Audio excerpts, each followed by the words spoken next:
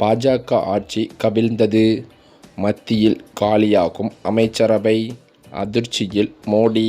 மத்தியில் ஆட்சியில் உள்ள பாஜக நமக்கு ஆட்சியில் இருந்தபோதும் சரி, இப்போதும் சரி, எந்தவித அச்சுறுத்தலும் கொடுக்கவில்லை என சமீபத்தில் முன்னாள் முதல்வரான எடப்பாடி பழனிசாமி தெரிவித்திருக்கிறார்.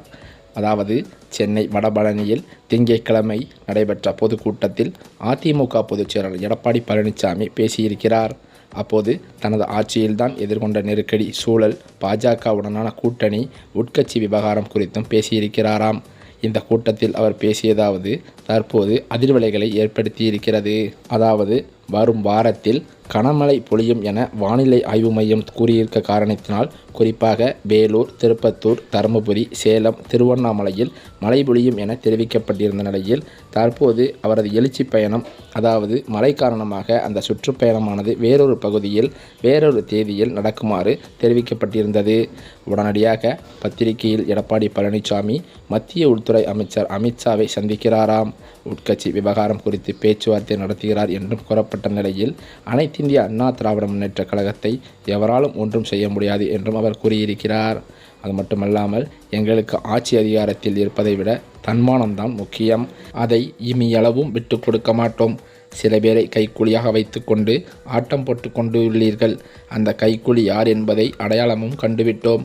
அதற்கு விரைவில் முடிவு கட்டப்படும் என்றும், சில பேர் அதிமுக அரசை கவிழ்க்க பார்த்தார்கள். அவர்களை மன்னித்து அரவணைத்து துணை முதல்வர் பொறுப்பை கொடுத்தோம். இருந்தும் நிறுத்தியபடிவில்லை. புனிதம் மிக்க அதிமுக தலைமை கழகத்தை அடித்து நொறுக்கினார்கள். அவர்களை நாங்கள் கட்சியில் சேர்த்து கொள்ள வேண்டுமா என பல்வேறு சர்ச்சை கேள்விகளை எடப்பாடி பழனிசாமி எழுப்பியது அரசியலில் பெரும் பூகம்பத்தையே ஏற்படுத்தியது. அதேபோலத்தான் நன்றி மறப்பது நன்றன்று, நன்றல்லது அன்று மறப்பது நன்று என்னும் வள்ளுவர் சொன்னபடி நன்றியோடு நாங்கள் இருக்கிறோம். எனவே மத்திய பாஜக அரசுக்கு நன்றியோடு இருக்கிறோம் என்றும், அவர்களுடன் கூட்டணியை அமைத்திருக்கிறோம். இதில் அரசியல் வியூகம் இருக்கிறது என்றும், கூட்டணி சேர்வது அரசியல் நகர்வு, இது தேர்தலை சார்ந்தது, எதிர்க்கட்சிகளை வீழ்த்த வேண்டும் என்பதே எங்களுடைய நோக்கம். மத்தியில் ஆட்சியில் உள்ள பாஜக நமக்கு எந்தவித தொந்தரவும் கொடுக்கவில்லை. பல ஆயிரம் கோடி திட்டங்களை கொடுத்துள்ளார்கள். அதனால்தான் நிதி வழங்கி வருகிறார்கள்.